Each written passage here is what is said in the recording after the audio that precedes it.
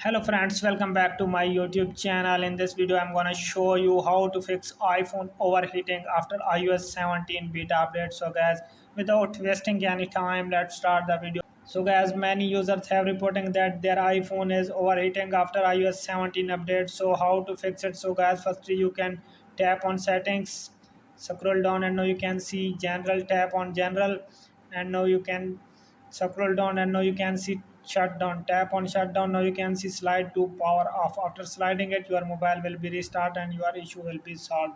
If this issue is not solved by this method, so go to the setting again, tap on general, scroll down and now you can see transfer or reset iPhone, tap on it.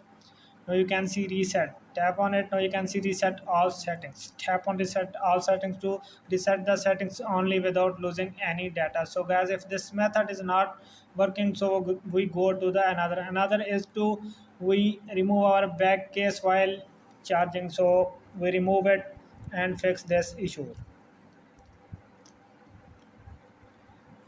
After removing it, now you can see that if your iPhone overheating is not decreases, so you can try another is to check that your iOS is updated with iOS 17 properly or not. So go to the settings again, tap on general, tap on software update, waiting for a few seconds and now you can see iOS 17 is up to date. If your issue is not solved in iOS 17, so downgrade it to iOS 16. So I hope this video is helpful for you. If this video is helpful for you, then you subscribe and share my YouTube channel and press the bell icon for upcoming videos. Thanks for watching.